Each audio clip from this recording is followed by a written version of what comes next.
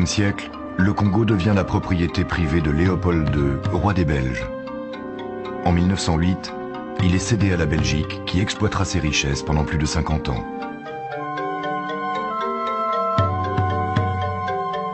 En 1960, le Congo devient indépendant. Patrice Lumumba est élu Premier ministre du nouveau pays.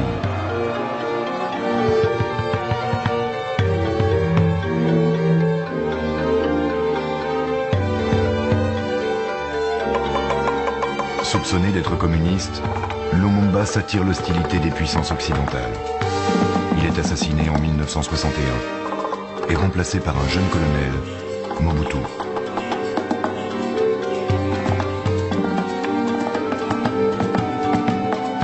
En 1965, Mobutu s'autoproclame président. Il régnera en dictateur sur le pays pendant 32 ans.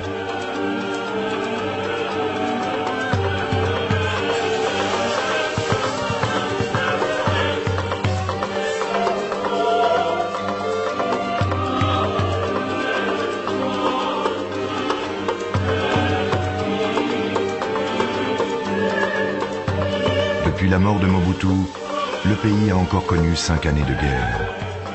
Mais aujourd'hui, l'espoir souffle à nouveau. Pour la seconde fois depuis l'indépendance, les Congolais vont élire leurs dirigeants.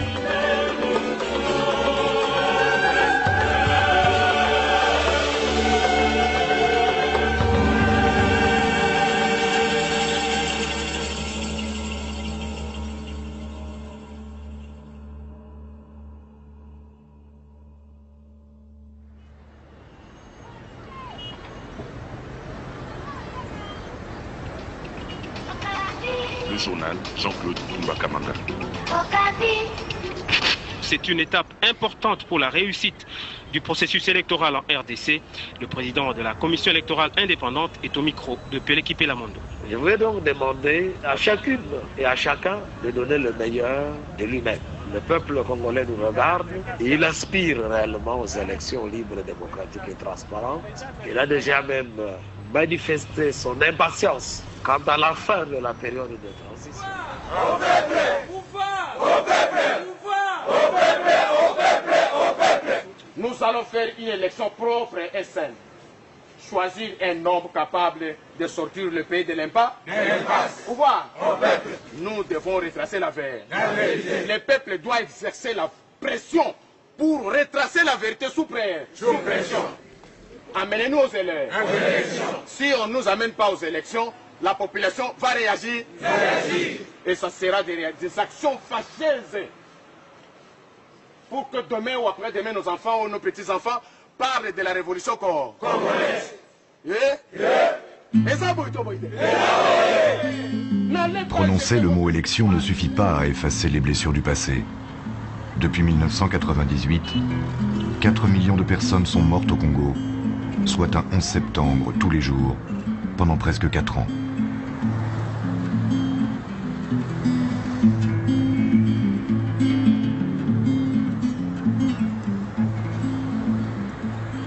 Face à cette situation, la crise humanitaire la plus meurtrière au monde, l'ONU a dépêché sur place près de 17 000 casques bleus. La MONUC est la mission la plus importante de l'histoire de l'ONU et coûte chaque année $1 milliard.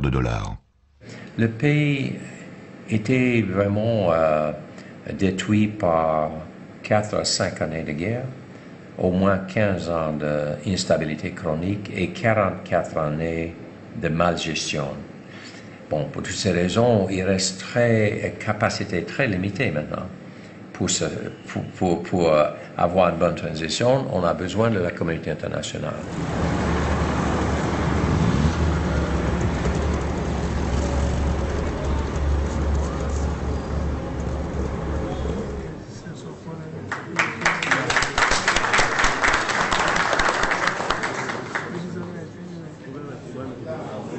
Joseph Kabila a été nommé président du Congo en 2001 lorsque son père, Laurent Désiré Kabila, est mort.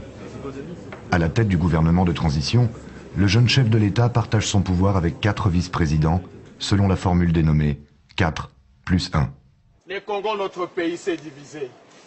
Par la mauvaise politique des dirigeants politiques qui sont passés tour à tour, le Congo est entré en guerre. La guerre. Parmi ces 5 hommes, on compte des chefs rebelles et des dirigeants militaires.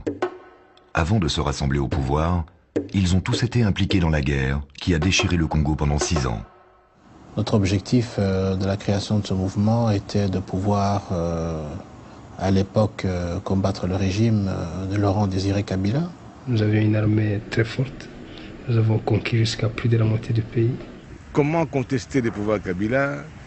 J'ai pensé que peut-être qu'il comprendra le langage des armes. La guerre, il y en a ou il n'y en a pas? Il y en a. L'économie est par terre ou il n'est pas par terre? Elle est par terre. Enfin, on avait une sorte de fantôme de pays et qu'il n'était pas facile de mettre ensemble les morceaux. En ce qui concerne l'histoire du pays depuis 44 ans, je crois bien que la situation, nous pouvons qualifier cette période d'une catastrophe. C'est comme ça. Les élections doivent se tenir. Ils ont commencé la transition et ils doivent terminer la transition avec la tenue des élections. Dans les délais impartis. S'il n'y en a pas, on parlera de la révolution congolaise. C'est nous les Congolais. Nous allons décider. Parce que nous sommes les derniers arbitres. Nous sommes un peuple souverain. Ça ne sera plus l'affaire d'un parti politique, ça sera l'affaire du mouvement populaire.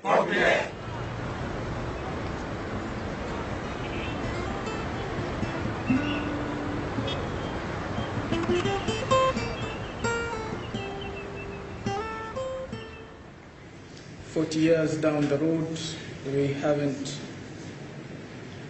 we've never organized election. And with the Independent Electoral Commission, the support from the South African Independent Electoral Commission, we believe that this will go a long way. Pour enfin pacifier le pays, l'Afrique du Sud, avec le soutien de l'ONU, a partagé la présidence entre les 5 anciens ennemis. Moi, je me pose la question, ces gouvernements avec un président et 4 vice-présidents, mais qu'est-ce qui a motivé cette structure-là? Mais la seule chose qui a motivé cette structure, c'était comment mettre tous ces gens à la table. Chacun veut avoir le pouvoir. Allez, 4 vice-présidents. C'était pour atténuer les appétits du pouvoir. En attendant les élections, les Congolais doivent faire confiance à ces hommes. Ceux qui ont déchiré le pays doivent désormais le mener vers la démocratie. Le chemin vers cette démocratie commence en 1990. À cette époque, le Congo s'appelait encore le Zaïre. À sa tête, le président maréchal Mobutu vivait dans un luxe que plus rien n'égalait. Mais alors qu'il sentait vaciller son pouvoir, le président décida d'offrir la parole au peuple afin, disait-il, de dresser un bilan de l'état du pays. Pour la première fois depuis l'accession au pouvoir de Mobutu, le peuple allait pouvoir s'exprimer. Pour la première fois depuis l'indépendance, un espoir était né. Celui que la conférence nationale pourrait mettre fin à la dictature. On espérait de la conférence nationale un changement. On espérait de la conférence nationale une ouverture à une certaine démocratie. Vous ne pouvez pas savoir ce que c'est que la dictature. Hein. La dictature, ça veut dire, vous faites des marches sur la route, ils viennent avec des armes, ils tirent, et les gens tombent, ils meurent. Vous n'avez rien à dire. Mais alors pouvoir dire, on va nous donner la parole, chacun pourra dire ce qu'il pense, tout le monde espérait. Ce n'est pas une première en Afrique, il y a déjà eu des conférences nationales au Bénin, au Congo-Brazzaville, et la population du Zaïre de l'époque aspire, elle aussi, à une sorte de grand déballage, de remise à plat de toutes les erreurs du régime, de tous les problèmes, qui devraient déboucher vers la démocratisation. C'était à cause de la perestroïka qui a donné le mouvement des libertés fondamentales et tous les systèmes qui ne s'accommodaient pas des libertés fondamentales parce qu'elles étaient autocratiques ou dictatoriales, et nous en avions un, devaient trouver le moyen de s'organiser pour entrer dans la mentalité démocratique du monde. C'est ainsi qu'on avait mis à la tête de la conférence nationale un évêque. Pourquoi est-ce qu'on a mis un évêque? Parce qu'on savait bien que lui n'allait pas s'accrocher au pouvoir. Nous, on savait que lui, même si on lui demandait, mais s'il te plaît, 2 ans ou 3, mais ça serait juste pour mettre les trains sur les rails, et qu'il allait partir, et que pour une fois, on allait avoir des gens que nous, on aurait élus. Pour une fois, nous allions avoir des gens à qui nous pouvions dire des choses. Parce que nous estimons que si on a au pouvoir des gens que nous avons élus, Ces gens nous sont redevables. Et en cas de difficulté, on peut leur demander des comptes. Mais lorsque vous avez des gens dont le pouvoir vient de l'extérieur, mais ces gens, ils vont parler comme Mobutu. Mobutu nous a dit, je ne dois rien au peuple congolais. Il disait zaïrois, je ne dois rien au peuple zaïrois. Le peuple zaïrois me doit tout. Donc, nous, on attendait beaucoup de la conférence nationale.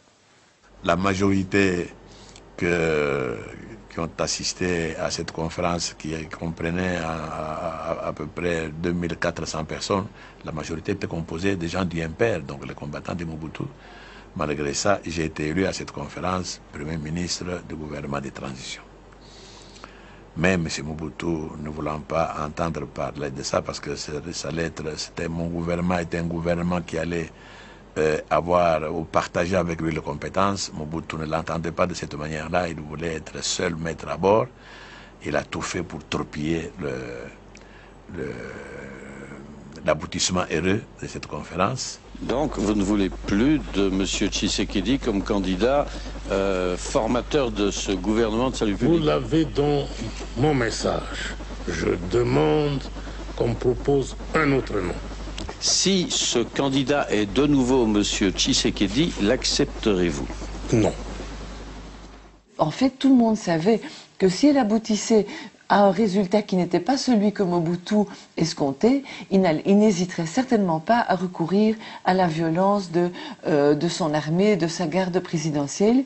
Et donc c'est ainsi que Monseigneur Monsengo, les acteurs politiques, ont préféré couper court et qu'au fond la conférence nationale s'est terminée en queue de poisson. Malheureusement, des intérêts partisans ont empêché l'application de tout cela et on a fait un gâchis inutile en acceptant par après l'inacceptable, c'est-à-dire des choses qui allaient exactement à l'encontre de toute l'orientation prise par le pays dans sa conférence nationale. On a trahi le peuple en fait. Et là, aussi bien la conférence nationale, aussi bien tout le peuple qui dit nous on n'est pas d'accord avec vous, et puis la maladie qui vient tout couronner, et Mobutu va tomber. Il va tomber. Après l'échec de la conférence nationale, le pays s'enlise encore plus dans la corruption et les pillages. Tout espoir de changement semble enterré. Mais rien ne prépare le Zaïre à l'histoire qu'il est sur le point de vivre. À la frontière est du Zaïre se trouve un petit État, le Rwanda. Le drame qui s'y prépare va déclencher une vague de bouleversements dans le pays voisin. Tout commence le 6 avril de cette année 1994, lorsque l'avion du président Habyarimana est abattu par un missile. Cet attentat coûte la vie au président rwandais Hutu et déclenche le plus gros génocide de la fin du XXe siècle. Partout dans le pays, les radicaux Hutus massacrent leurs voisins Tutsis et Hutus modérés. En 3 mois, 800 000 personnes sont exterminées. Ce génocide coûte la vie à plus d'un Rwandais sur 10.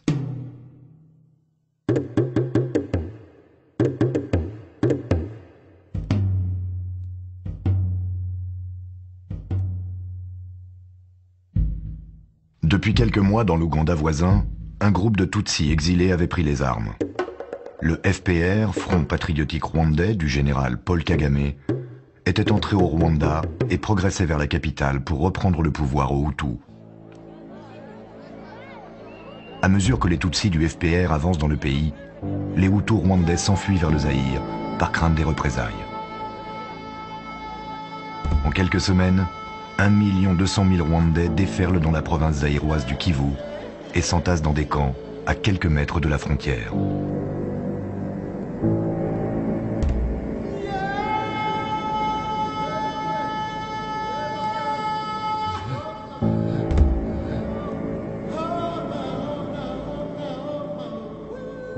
Ils sont entrés au Zaïre de l'époque avec tout ce qu'ils avaient, le véhicule, les animaux et d'autres biens. Les militaires étaient armés, mais lorsqu'ils arrivaient au niveau de la barrière, on les désarmait. Mais tellement qu'ils étaient nombreux, on n'arrivait pas à désarmer tout le monde.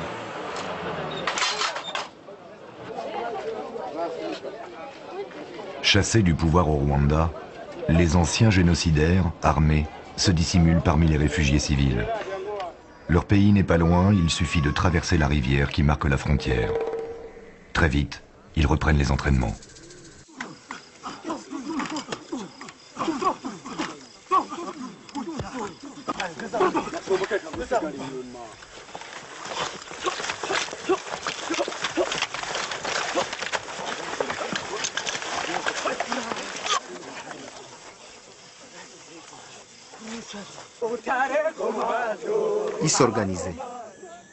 Ils s'organisaient et ils avaient cette intention de rentrer un jour, même par la force, chez eux.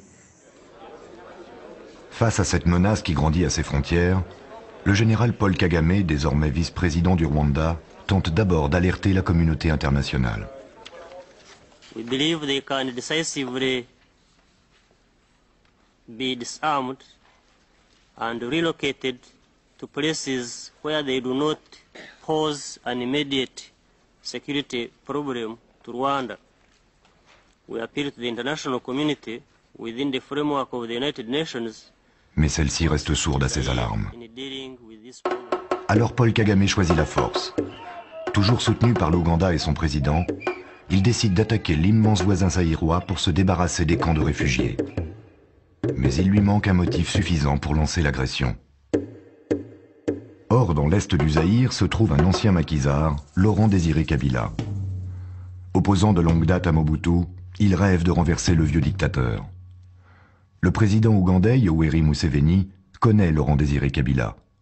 Il le présente à son ami Paul Kagame et lui fournit ainsi le prétexte qu'il cherchait.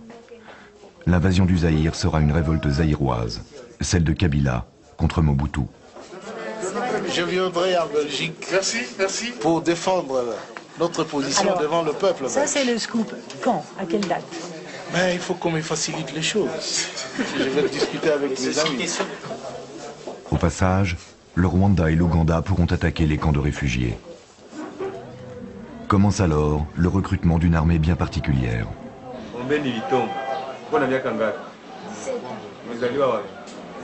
C'était en 1995. Pendant les vacances, on organisait l'équipe de football, les associations, pour jouer dans les quartiers. Alors, il y a un type, un mec, il était venu nous intéresser, il dit que non, lui, il veut qu'il soit notre président de l'équipe.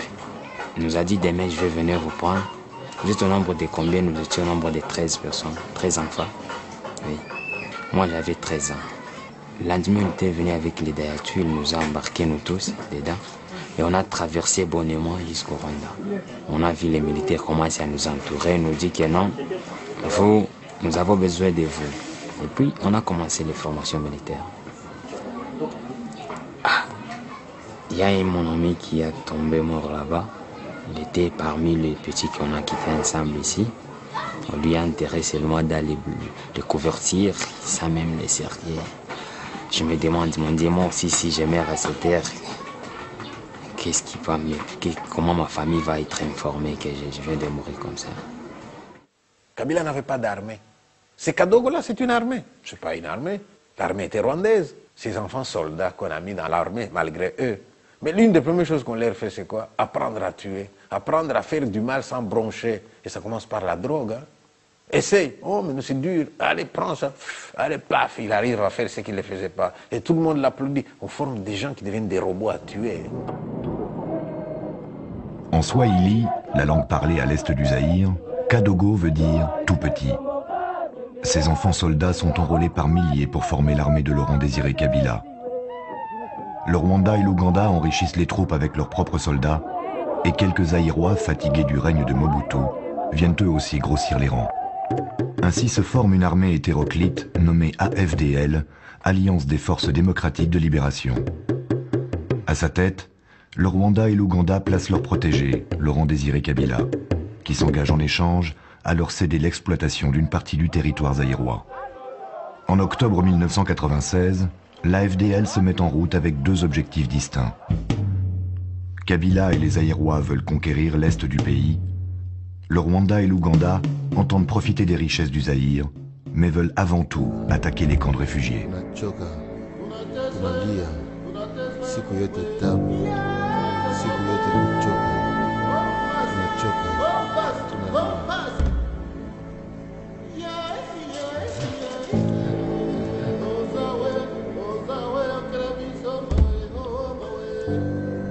Lorsque l'AFD est arrivé, le premier objectif à attaquer, c'était les camps de réfugiés.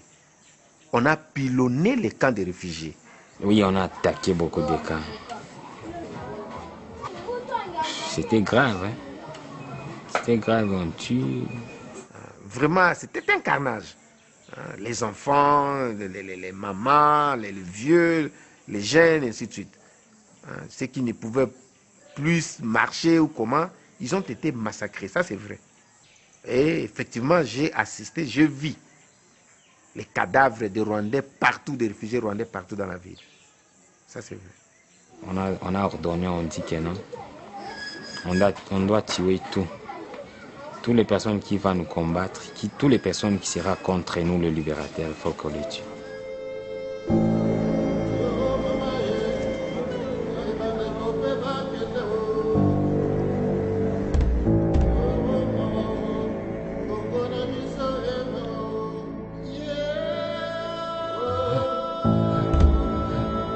En quelques jours, la FDL rase les camps.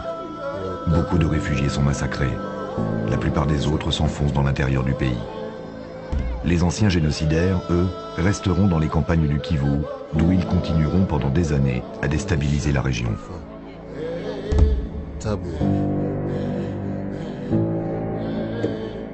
La FDL commence la conquête du pays. Sur sa route, elle ne rencontre qu'une faible résistance. Les soldats de Mobutu sont mal payés, mal armés et faciles à corrompre. L'armée rebelle continue à progresser et les militaires ne se battent presque pas. Si nous dit de déposer des armes, nous allons déposer avec sincérité. Nous ne voulons pas de désordre, nous ne voulons pas de bain de sang ici à Kinshasa. Les ennemis de notre peuple choisissent le moment où je suis terrassé par la maladie pour me poignarder dans le dos. En mai 1997, 8 mois après son départ du Rwanda, la FDL de Laurent-Désiré Kabila entre dans Kinshasa et contraint Mobutu à l'exil. Pour marquer la fin de cette dictature de 32 ans, le nouveau chef de l'État change le nom du pays.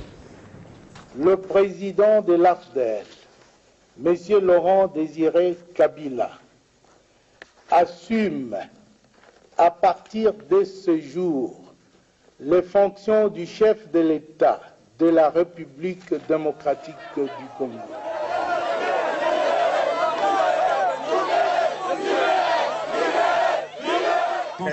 La joie immense.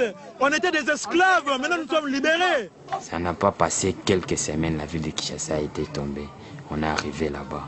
On commence à nous appeler les libérateurs, les Kadogo. Partout on chante des libérateurs, les victoires.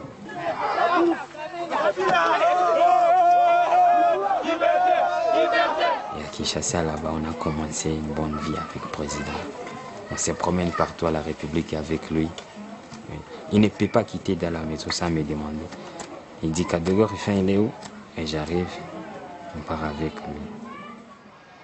En septembre 1997, après avoir détenu le pouvoir absolu pendant plus de 30 ans, le président maréchal Mobutu décède au Maroc. Celui qui se voulait immortel succombe à un cancer loin de son pays. Moi, Laurent-Désiré Kabila, président de la République, je jure fidélité à la nation. Exténués par 32 années de dictature, les Congolais font un triomphe à Laurent-Désiré Kabila. Pour eux, il est celui qui a renversé le grand dictateur. Mais le fort ne dure pas. En fait, il est encadré par ceux qui l'ont porté au pouvoir, il est encadré par des représentants du pouvoir rwandais et ougandais. Celui qui arrive n'est pas un vainqueur, c'est un otage. Et donc, ce moment qui aurait dû être celui de la joie et de la libération est un mouvement, dès le départ, empli d'ambiguïté et d'appréhension. Le chef d'état-major de l'armée congolaise, James Kabarebe, est lui-même un officier rwandais. Et l'armée est confiée à un Rwandais? Mais c'est quoi ça, nous libérer? Donner l'armée du Congo à un Kabarebe qui est un Rwandais? Mais ça, c'était nous enfoncer. Et puis, secrétaire particulier, Rwandais, mais non, mais tout ça c'était pour prendre le pays. Et ça, les gens ont vu dès qu'ils sont arrivés. Kabila, c'est quelqu'un que les gens là qui l'ont amené ont choisi. Hein? On vous prend, on veut faire de vous un président. Alors à l'inverse, tu vas nous donner ça, tu vas nous donner ça. Il était lié. Sous prétexte de consolider le nouveau régime, Laurent Désiré Kabila, le libérateur, confisque à son tour le pouvoir politique. Il interdit les partis autres que le sien et écrase les tentatives d'opposition. Lors de la venue du chef de l'État en Belgique, la communauté congolaise manifeste son mécontentement. Parmi les protestataires, des militants de l'UDPS d'Étienne Tshisekedi. Très vite, Kabila éloigne Tshisekedi de Kinshasa. Tshisekedi, il dira à Kabila, les gens qui t'ont amené, si c'est vraiment du bien qu'ils ont fait pour toi, dites-leur de partir, qu'ils nous fassent une facture, nous allons payer. Tu n'aurais pas dû dire ça. Allez, on arrête Tshisekedi, on le relègue dans son village natal pour avoir dit ça. Je pense qu'on lui a même prêté un motoculteur avec des choses, des semences. Il n'y a pas de martyr.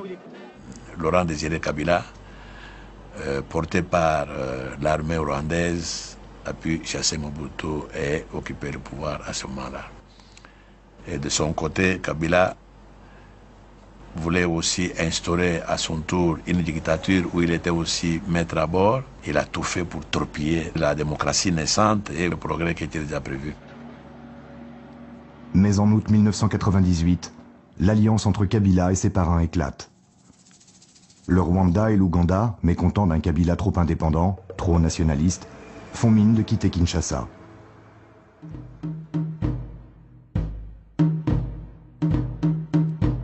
Le 2 août, ils envahissent à nouveau le Kivu. Dans le même temps, ils infiltrent leurs propres hommes à Kinshasa, coupent l'eau et l'électricité de la ville et tentent un coup d'État. Mais Kabila et les siens ripostent. Ils appellent la population à renvoyer cette nouvelle guerre d'où elle est venue et à chasser les nouveaux rebelles. Pour nous, ce sont des déchets, et c'est même des microbes qu'il faut qu'on éradique avec méthode, avec résolution, et le temps que vous voulez que je chiffre dépend de la résistance des microbes, mais pour ce qui nous concerne, nous sommes décidés à utiliser la médication la plus efficace. Enflammée par les discours haineux de ses dirigeants, la population de Kinshasa se livre à une véritable chasse aux Rwandais, aux Ougandais et à ceux désignés comme tels.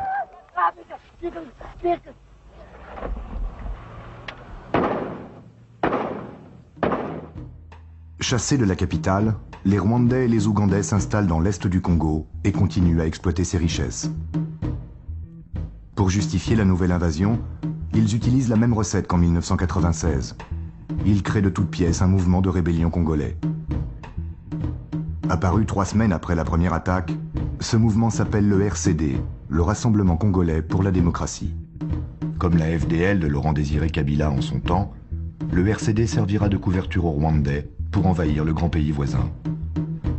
Parmi les soldats rwandais, ougandais et burundais se trouvent aussi des Congolais décidés à se débarrasser du nouveau dictateur. L'homme qui devient porte-parole de ce mouvement s'appelle Arthur Zaidi Ngoma, mais rapidement il quitte le RCD. Vous savez, le RCD, littéralement, c'est le rassemblement de Congolais pour la démocratie.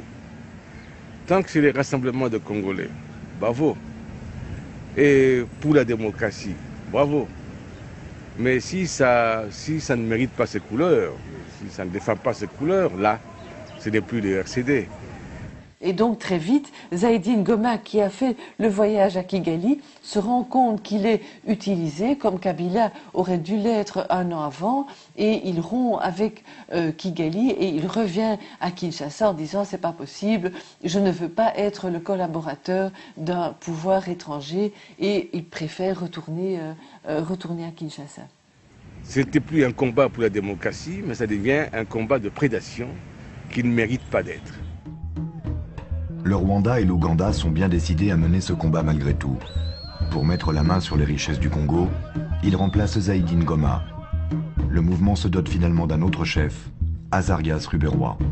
Le RCD n'est pas l'expression de la politique rwandaise, loin de là. Sinon, si nous devrions être tels, parce que nous sommes dans les institutions, du fait d'avoir eu pour un allié le Rwanda, à un moment donné de l'histoire, que dire de ceux-là que le Rwanda a conduit au pouvoir physiquement? Que dire de ceux-là que l'armée rwandaise a accompagné jusqu'à Kinshasa? Que dire de ceux-là que Kigali a installé physiquement au pouvoir à Kinshasa, dans les fauteuils? Mais l'histoire ne s'arrête pas là. En parallèle du RCD qu'il soutient avec le Rwanda, l'Ouganda équipe un autre mouvement rebelle, le MLC, Mouvement de libération du Congo. Quelque temps après le RCD, le MLC envahit à son tour le territoire congolais. Son rôle à lui est de camoufler l'intrusion de l'armée ougandaise. À la tête de la rébellion, un autre Congolais, Jean-Pierre Bemba.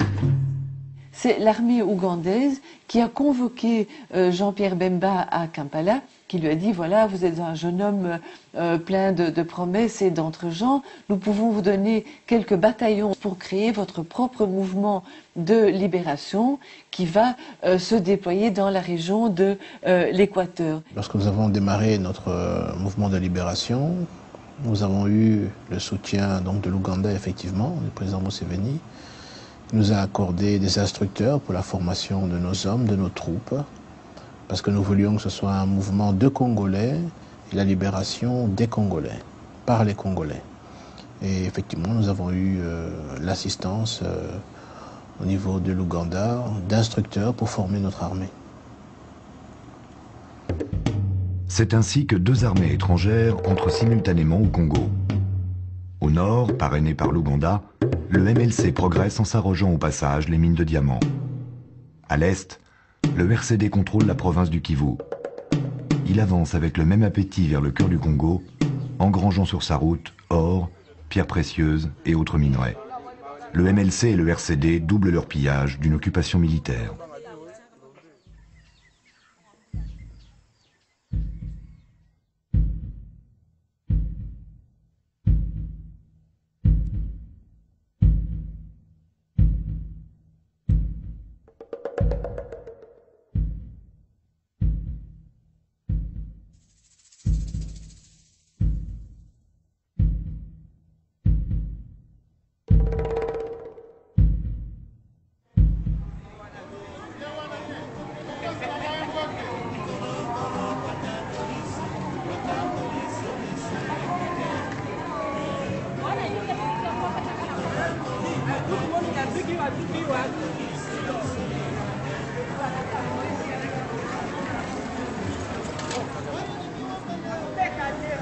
En 2000, les deux mouvements parviennent à Kisangani, le cœur du Congo.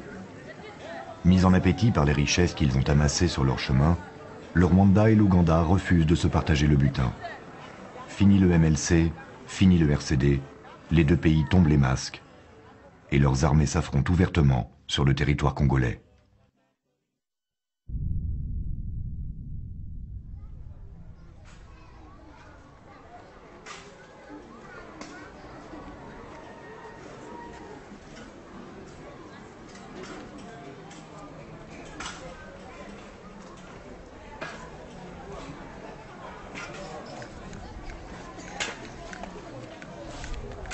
Là-bas, vous voyez des bombes, des éclats qui a touché partout, même ici, là-bas, même partout.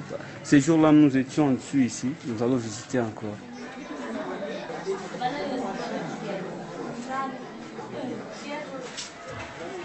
C'est ici qu'on s'est caché. Pendant la guerre, les voisins, n'importe qui, les gens qui prenaient fuite, on s'est caché ici. On était plus ou moins 50 personnes. Tout ce que vous voyez ici, c'est les résultats des affrontements sanguinaires et meurtriers entre les deux armées rwandaises et ougandaises qui se sont battues pendant la guerre de 6 jours ici à Kisangani. les Ougandais tiraient et les autres ripostaient. C'est ce qui a causé de tels dégâts matériels que vous voyez.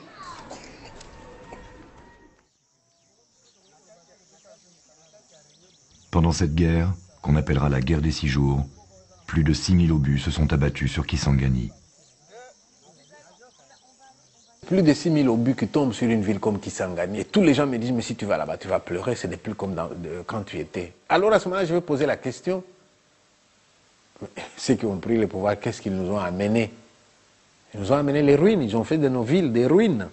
2 armées bien équipées, bien aguerries, se battent en territoire étranger, ce qui est quand même une situation tout à fait exceptionnelle, se battent en territoire étranger et au détriment de la population civile, va se solder par la victoire militaire des Rwandais. Je crois que la vraie rupture définitive entre les 2 pays s'opère là sur les ruines de Kisangani et sur les corps des populations congolaises qui, faut-il le dire, ce sont elles qui vont payer le prix de la guerre bien plus que les militaires des 2 armées.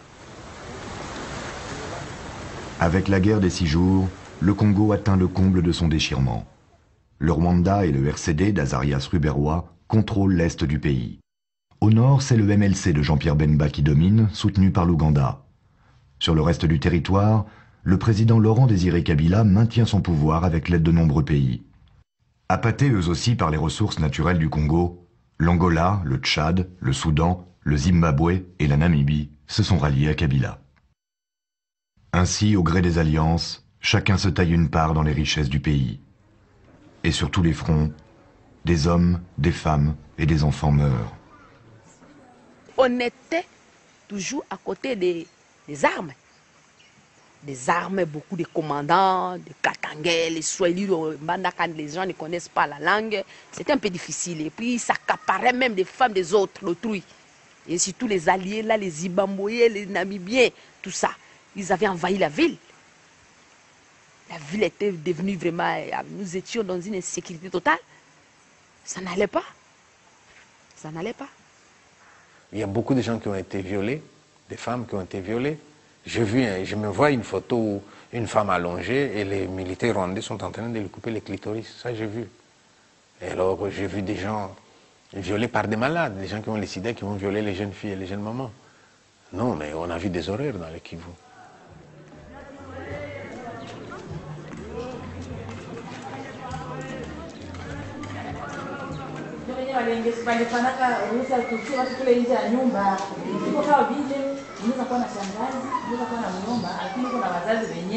Ile kwenye walipie vitu vyote wakashambula vyote wakabeba mnyumba na bwanangu naye wakamuua na baba na mama wote wakawaua. Maanake hivi niko yatima, kukosa baba, kukosa mama na kukosa bwana. Vile vita njo iliniletea vile vyote. Ili kunikamata njo wakaniharibisha na nilikuwa na mimba ya miezi 9. Hata na wewe ujiweke pahali yangu. Ulikuwa na wale bajamaa wako wote, kisha bakia wewe peke. Kisha ile kubakia wewe peke. Manake vilionekana kama siye ba mama, manake papa wote waliundaka, manake waliundaka vita ikuye, manake tulikuwaka tulizaliwaka, mwanamke njo alizalaka bwana. Na kama mwanamke Mungu alishushaka nguvu zika mwanamke akapata ile mimba akazala ule bwana, na ule bwana manake hataki bibi aonekane mumacho, na njoo maana tuliharibikaka, manake hawatupendi kwa kuwa kisi tunaweza ishi na siye mudunia, manake wanaona kama Mungu alifanyaka mbaya kwa kuumba mwanamke. Manake njoo maana uangalie kikundi sawa hiki kwa mama kabisa kugonjwa kukaa moya tu, na wenyewe biko wanapona biko wanapona, na wengine wanalala masale wanalala, wenyewe biko wanapona wanasidia hapa kila siku wanapona kama kusidia wana wanaenda hasa. Manake vita ilikuyaka kwa juu siye tubakie mayatima na baveve.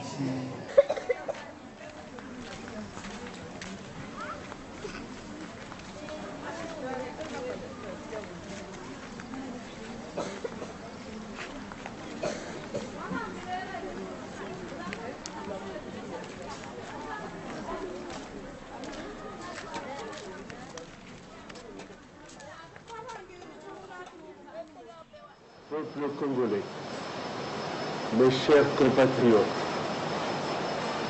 la République démocratique du Congo est en deuil. Le 16 janvier 2001, Laurent Désiré Kabila est assassiné.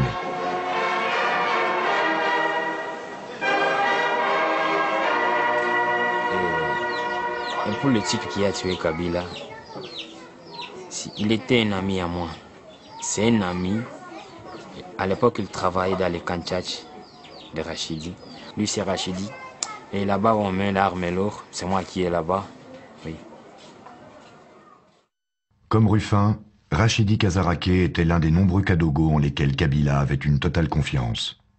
Officiellement accusé du meurtre, le jeune garde du corps a été tué immédiatement après l'assassinat du président.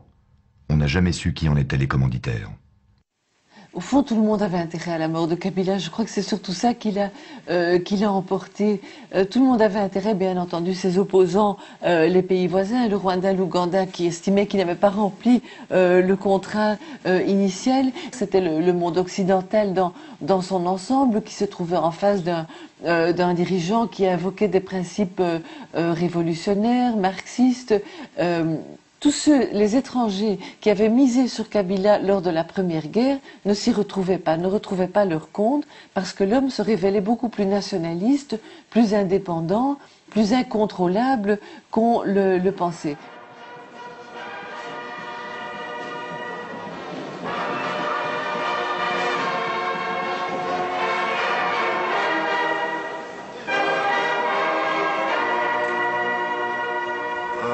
La mort de Kabila, comment elle a été vécue ici, il n'y avait pas de regret, c'était en quelque sorte un soulagement, parce que les gens en avaient assez, les bombardements, la guerre, et la rébellion ne faisait qu'avancer, l'armée gouvernementale n'arrivait pas à récupérer certaines localités.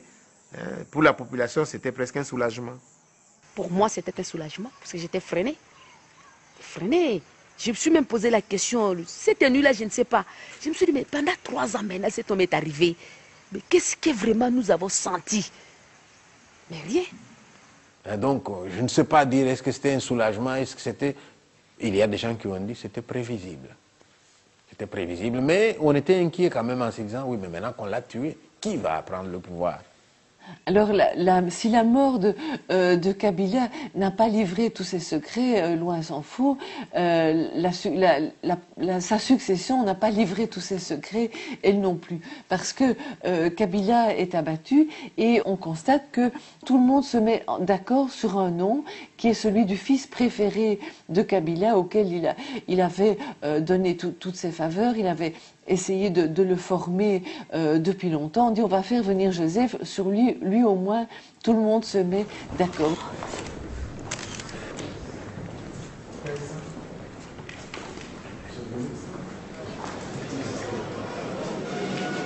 Moi, Joseph Kabila, président de la République démocratique du Congo, je jure fidélité à la nation. Et puis alors après, on donne son fils. Et on se dit, mon Dieu, est-ce que c'est une monarchie ou c'est quoi? Alors on ne comprend rien. C'est alors qu'on va dire, par rapport à la conférence nationale, où les espoirs du peuple voulaient une démocratie. Et on en arrive à un président qui vient prendre par la force, et puis c'est son enfant qui prend le pouvoir, qui hérite le pouvoir. On se dit, est-ce qu'on est avancé par rapport à la démocratie? Alors, question. Joseph Kabila n'a pas amené la démocratie, mais il a tiré les leçons de l'assassinat de son père. Alors que Laurent Désiré Kabila avait choisi l'affrontement, lui accepte de faire progresser le pays sur le chemin de la paix. Cédant à la pression de la communauté internationale, le jeune président annonce très vite l'ouverture de négociations avec les belligérants sous la tutelle de Thabo Mbeki, président de l'Afrique du Sud. Les tractations de ce dialogue intercongolais s'avèrent longues et difficiles, mais en 2002, l'impensable se produit. Les 5 ennemis qui se battaient encore quelques mois auparavant signent un accord. Cet accord, dit global et inclusif, octroie à chacun une part du pouvoir. Joseph Kabila crée son parti, le PPRD, et il devient président du pays. Les accords de paix désignent comme vice-président Abdoulaye Yerodia, le vieux compagnon d'armes de Laurent Désiré Kabila, Azarias Ruberwa, l'homme du RCD, Jean-Pierre Bemba, le chef du MLC, et Zaïdi Ngoma, ex-porte-parole du RCD, qui représente l'opposition non armée. Ensemble, les 4+1 forment le gouvernement de transition. Kabila reste président, chef de l'État qui dirige en principe les forces armées, garant de la Constitution, mais partage le pouvoir avec les différentes forces en présence. En se regroupant au pouvoir, les 5 hommes offrent une paix relative à la population. Ils ont pour mission de réunifier le pays, d'intégrer les différentes forces rebelles au sein d'une armée et surtout d'organiser des élections libres, transparentes et démocratiques. Ça devient des gens qui se partagent l'animal qu'ils ont abattu. Et ça, c'est pas respecter les gens. Oh, le point de vue du peuple ne compte pas. L'opposition intérieure mise de côté, non. Je ne suis pas d'accord avec ça. Mais si ça peut nous aider à aller aux élections, si ça peut faire que, bon, puisqu'ils sont 4, ça va empêcher à quelqu'un d'être dictateur, oui, mais qu'il nous amène aux élections et nous allons voir.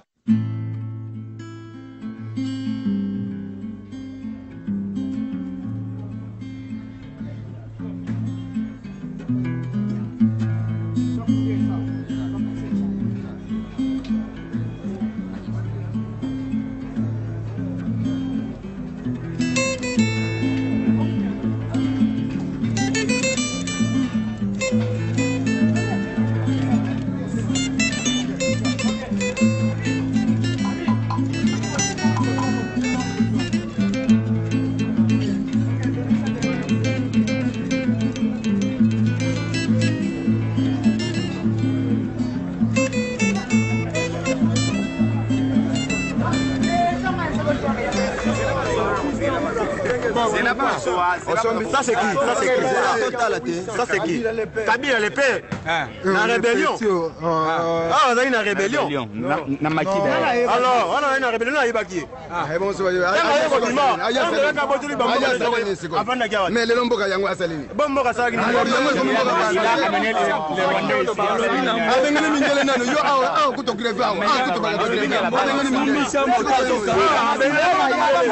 Un plus casse aujourd'hui, un plus casse c'est 0. Aujourd'hui, c'est 0. Il n'y a rien. Vous savez, un peuple qui débute sa démocratie n'a pas encore la maturité qu'il faut pour discerner toutes les réalités de cela. Ce qu'on est en train de faire actuellement est en train de contribuer à permettre à ce peuple-là de renforcer encore sa maturité parce qu'il distingue très bien entre ceux qui ont lutté, que nous sommes, qui ont lutté pour que cette démocratie s'instaure au pays, au Congo, et ceux qui ont d'abord mené une guerre, qui ont tué énormément de nos concitoyens, et puis qui ne parviennent pas à s'entendre.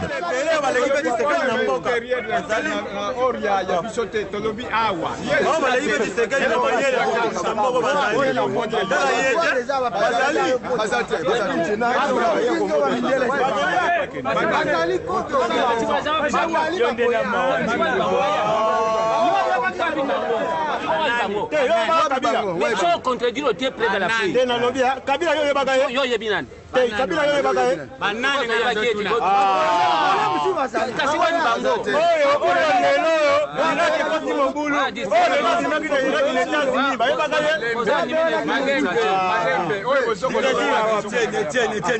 Les Congolais continuent à avoir confiance, même à confirmer encore leur confiance dans l'UDPS, le parti qui a lutté de la manière qu'ils savent, et que avec cette confiance-là, nous sommes certains que l'UDPS va sortir vainqueur aux prochaines élections.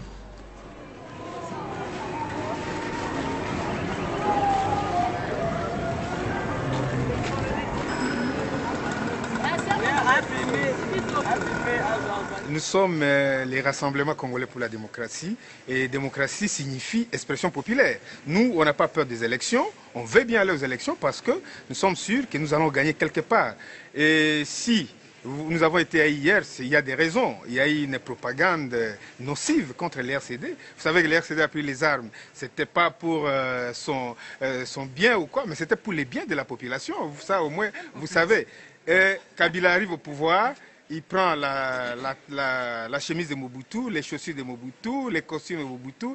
Il se comporte un peu comme Mobutu, même plus que Mobutu.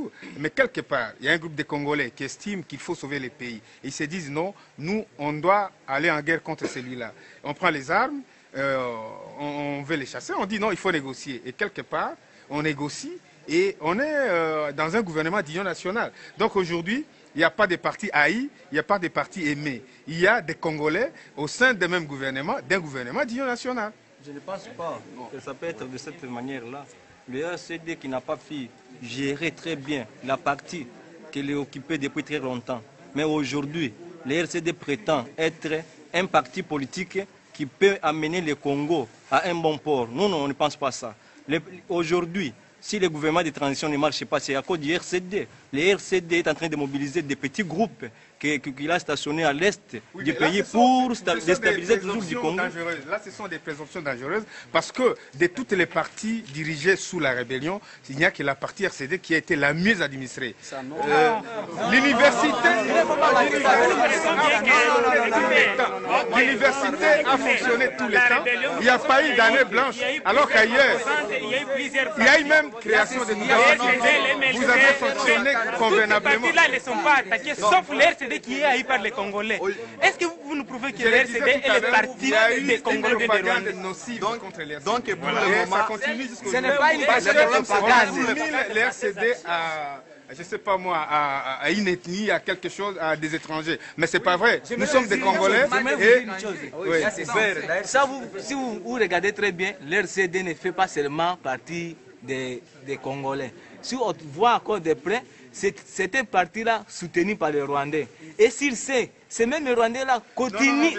Écoute-moi, tu n'as pas la parole, c'est moi qui ai la parole. Les Congolais réfléchissent. Ça, c'est votre opinion, je la respecte. Mais les Congolais réfléchissent. Chacun est libre de choisir ce qu'il veut. Mais ne veut pas dire que c'est parce que vous décrétez cela, tous les Congolais vont être derrière vous. Monsieur, quel comprendrait, selon vous, un étudiant qui s'adhérerait au RCD à ce moment-ci? La mort. C'est la mort. Vous allez lapider. C'est la mort. Nous devons savoir que...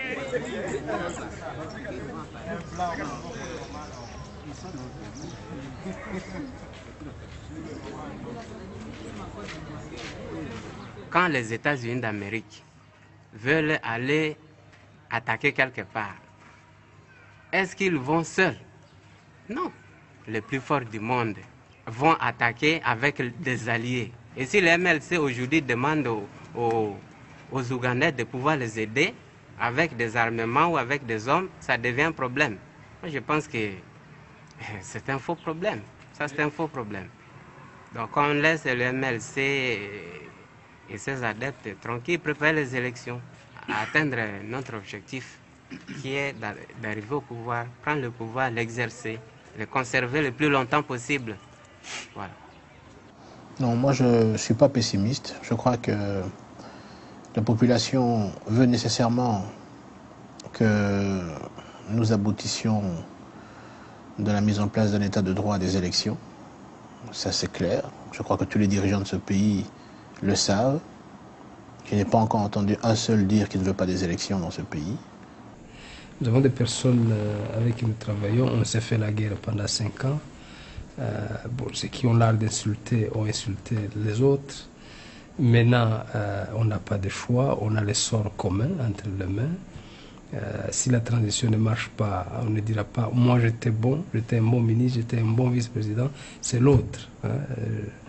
Non, c'est tout le monde. Et donc on est obligé de travailler ensemble. Je dois avouer que ce n'est pas facile parce que il y a beaucoup de préjugés, il y a beaucoup de... nous avons des backgrounds différents, nous avons même des visions différentes, pourquoi pas, nos projets de société sont différents. Mais le sort du pays est entre nos mains.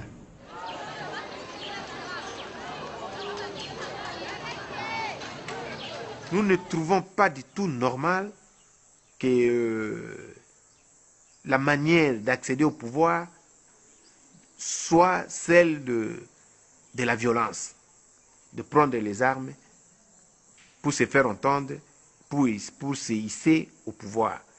Nous sommes contre cette pratique. C'est pourquoi nous attendons et nous appelons de tous nos vœux le moment des élections, pour que nous puissions élire les dirigeants légitimes sur base des projets de société. c'est tout à fait normal que la population attend des résultats et c'est tout à fait normal que souvent, ils seraient déçus parce que pour ceux qui veulent le changement, ça arrive toujours trop tard. Ceux qui ne veulent pas le changement, ça arrive toujours trop tôt. C'est un peu, on est coincé un peu avec ce dilemme, mais nous allons continuer de nous expliquer et de rassurer le grand public que nous sommes là pour assister et aider, et nous sommes entièrement impartiels.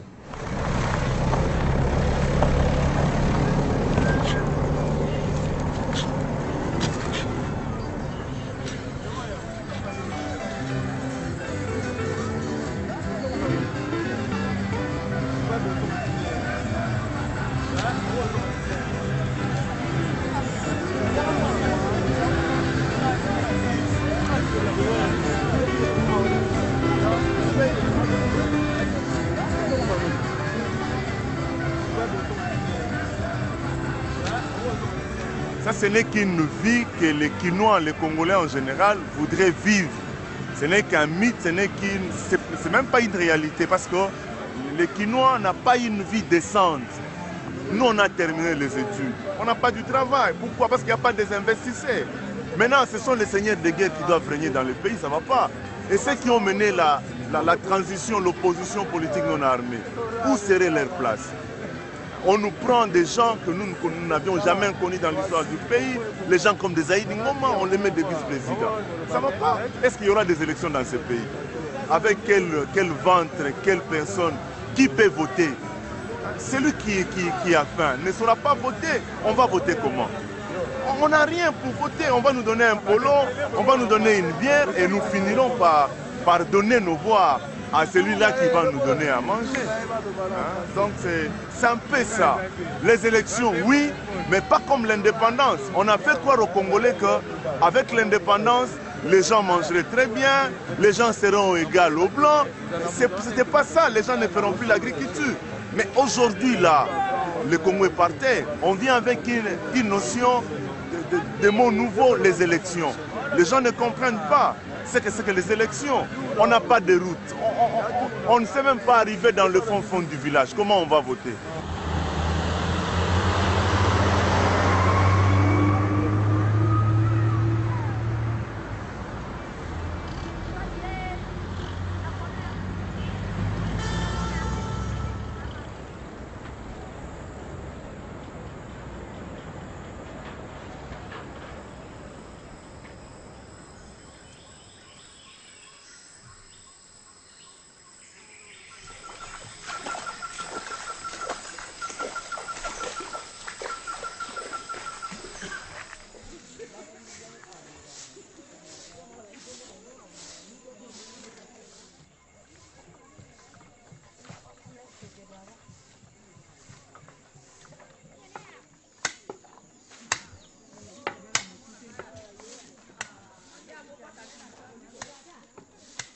Pona koyeba mokonzi na biso président de la République ya Congo toyebi nano yete po photo pe pona koyeba ye photo na ye ezali awa na biso te nani po ya kopesa biso photo na ye po totala ye photo te toyokaka ye ata mongongo te mais tokoconsidere boni ke ye azali papa na biso po papa alobaka mpe na bana papa atalaka mpe bana mais toyebi te toyokaka beke kabila kasi tolobaka yango kaka boye ke kabila mais tomoni nano ye boye te ou bien photo na ye po tososolaka oyo azali président na biso ndenge bazali kolobaka akufa biso toyebi te ke Mobutu akufa tozali kokanisa Mobutu amibomba quelque part mpe akobima tozali nano trop sur te ke Mobutu akufa po tomona ebembe na ye te toyokaka sango ya akufa mais tozali kondima te toyebi ke Mobutu azali en vie. Ebembe na ye tomona ebembe na ye bongo tondima okola tomoni nani ebembe na ye te tondimi nano te soki mpona maloba te ke Mobutu akufa soki ye mpe atiaki candidature ngai nakopona be Mobutu mpona condition ya kimia mpo biso tomonaka mandoki te banda biso tobota miawa epai na biso me likambo ya somo tomoni mandoki basoda bon kobotola biso biloko Bon, soki ovandi na kimia te. Ata bazali kopesa bomengo ndenge nini okosepela te, malamu likambo ya liboso, bomengo ya liboso ezali kimia.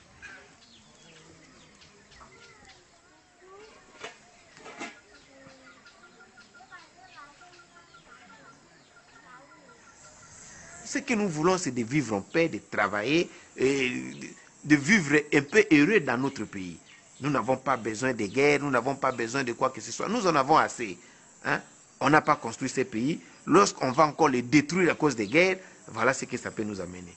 Donc la responsabilité de la communauté internationale est très grande, qu'elle nous accompagne jusqu'au bout, qu'elle ne nous abandonne pas, et si ça ne tient pas, qu'on nous mette même sous tutelle.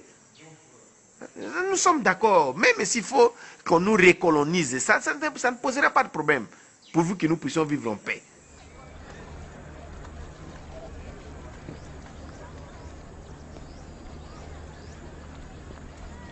En voyant la situation d'aujourd'hui, on voit que les gens ont perdu un peu leur dignité. On trouve un professeur d'université, un professeur d'école secondaire, un agent de l'État qui viennent te demander de l'argent pour traverser le fleuve ou bien pour un transport en ville. Et on voit que le fait qu'ils ne sont pas payés, donc qu'ils ne sont pas considérés à l'intérieur de l'État, à l'intérieur de la société dans laquelle ils vivent, désormais aller demander et mendier est devenu facile, est devenu normal. Et je crois que c'est le résultat, entre autres, des 30 ans de Mobutisme, entre autres. Par exemple, quand Mobutu arrivait ici, les militaires n'étaient pas payés, mais ils donnaient un casier de bière à chaque famille de militaires, un casier de sucré, de pagne pour les femmes. Et bon, la chose s'est passée comme ça, alors qu'ils auraient eu droit à avoir d'abord un salaire. Et je vois aussi que suffit que quelqu'un ait une importance à peine supérieure à l'autre, que bon, il peut l'exploiter, il peut faire ce qu'il veut. Et je trouve que cela a mis les gens un peu par terre.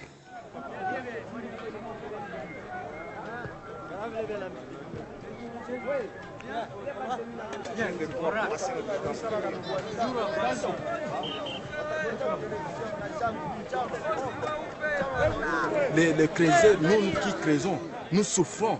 Et il faut voir d'abord la température d'abord, parce qu'on creuse comme ça et on avance. Et lorsqu'on avance, à une température un peu que l'homme ne peut pas supporter, il y a des professeurs, il y a des licenciés, il y a des gradués, même des diplômés de D6. Ils sont là, ils ne savent pas quoi faire. On fait 3 mois d'impayement. De 3 mois, on vous paye 1 mois. Et un mois là-bas, je touche les salaires plus ou moins de $60. Pourquoi? Est-ce qu'on est des esclaves? C'est pour cela que je dis que le Congo, c'est la carrière. C'est la carrière où tout le monde est en train d'exploiter. Il prend son truc, il part, c'est tout. Il y a des minéraux ici qui coûtent cher. Mais comment est-ce que nous vivons? Mais est-ce qu'il y a un ministre qui quitte Kinshasa pour venir d'abord ici? Il faut poser cette question. Combien de ministres ont le souci de descendre ici, de voir d'abord comment les jeunes gens souffrent? C'est ce que nous voulons d'abord dans ces pays. Qu'on puisse, les gouvernements puissent être responsables. Nous cherchons d'abord un gouvernement responsable, digne d'être responsable, parce qu'un père de famille doit savoir comment gérer ses enfants. Un parent qui ne sait pas gérer ses enfants, c'est un parent irresponsable, donc il n'est pas digne d'être parent. C'est ça que nous sommes retrouvés ici. C'est vrai. Nous sommes retrouvés ici comme des enfants abandonnés.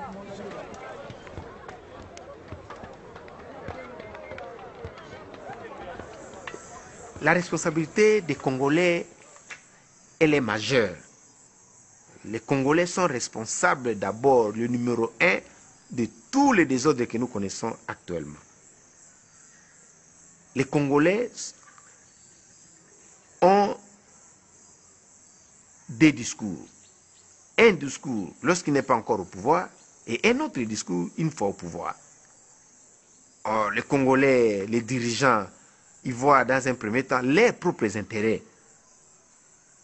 Alors que la population croupis dans la misère la plus totale. Vous vous imaginez, lorsqu'on va payer à quelqu'un, un parlementaire, 1500 $, alors que le chef de division n'a même pas 10 000 francs congolais. Donc 10 000 francs congolais, c'est moins de 30 $. Vous voyez l'écart, c'est vraiment énorme. Alors, les militaires d'ailleurs, le militaire a à peine, je crois, 15 $. Vous voyez, tout ça, cet écart-là fait que nous puissions dire que non, ceux qui sont au pouvoir, ils sont là seulement pour leurs propres intérêts, mais ils ne sont pas pour les intérêts de la population. Ce sont les composantes qui dirigent. Que ça soit bon ou mauvais, nous allons toujours accepter. Puisque c'est comme ça, les accords, un accord reste un accord. Ce que nous attendons maintenant, ce sont les élections, puisque dans aucun pays du monde, nous avons vu 4 ou 5 présidents. Il n'y a personne qui décide. Tout le monde est comme ça, en l'air. Peut-être c'est les prix de leur guerre. On leur paye maintenant, ils sont au gouvernement.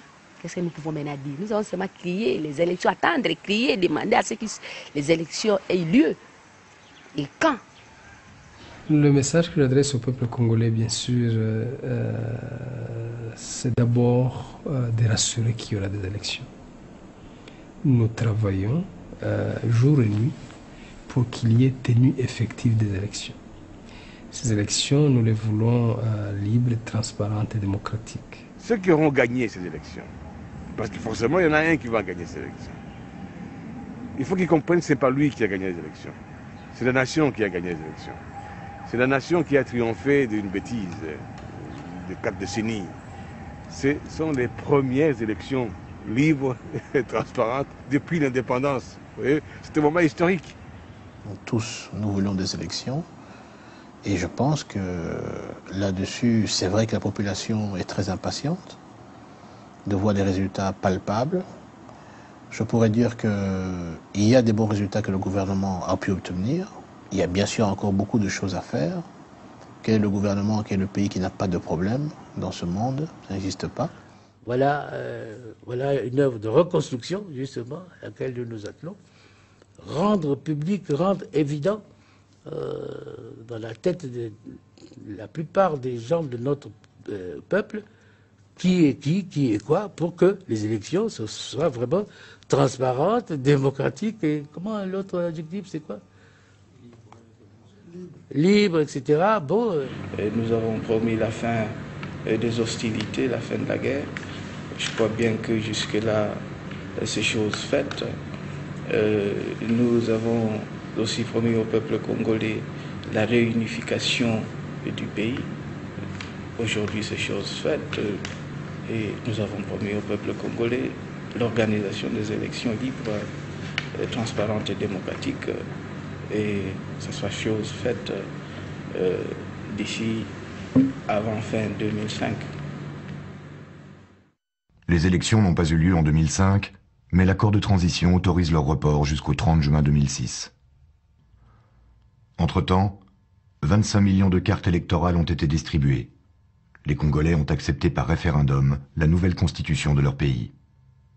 Pour la seconde fois depuis l'indépendance, les Congolais vont voter. Nous attendons les véritables Congo démocratiques. Ça, ce n'est pas le Congo démocratique. Ça, ce sont les drapeaux de rebelles. C'est fini, je vous dis la vérité. Voilà. Un an après le Congo de Kabila. Ça, c'était le Congo de Kabila. Maintenant, nous entendons les véritables démocratiques du Congo. Nous sommes des véritables Congolais. Alors nous attendons qu'on puisse nous remettre notre pays. C'est tout.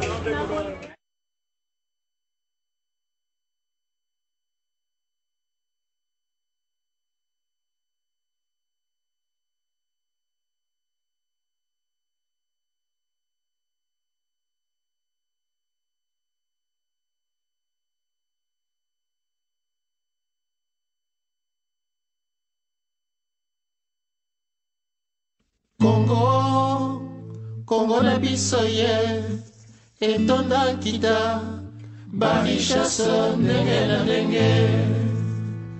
Tina nini ye, tokufa nzala, tonyokwama, Mpona Kongo na biso ye.